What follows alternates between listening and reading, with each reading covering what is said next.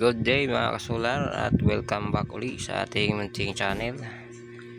So ngayong araw ay share ko lang sa inyo yung gagawin nating pagtitesting dito sa ating nabili na handheld welding machine.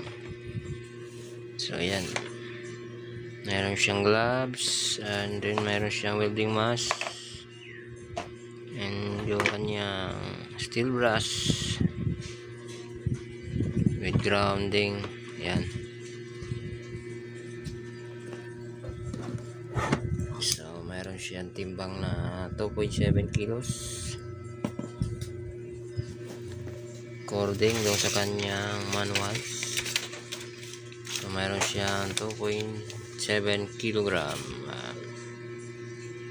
So magaan lang siya. Kayang-kaya naman. Yan.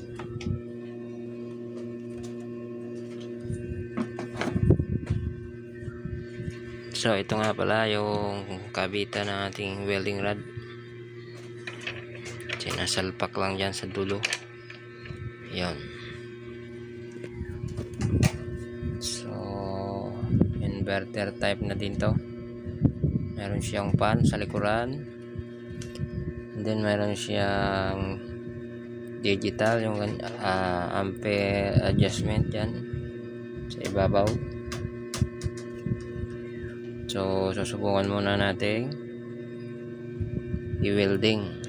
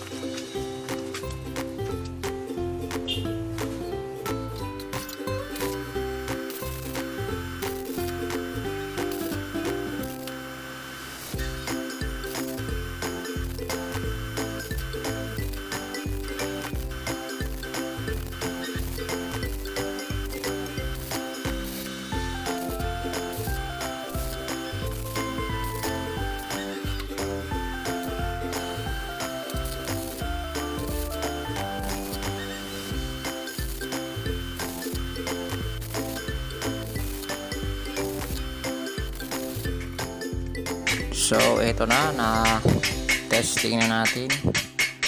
So tanggalan lang muna natin ang flux. Tiktikin lang natin muna. So ayan ang kinalabasan. So ayan, medyo against the light. Close up lang natin ng ayos. Yan.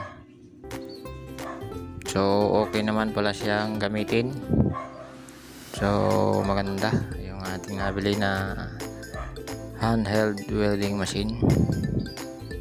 So ayos, malakas din siya magtunaw. So tubular at angle bar yung ating pinagsanib.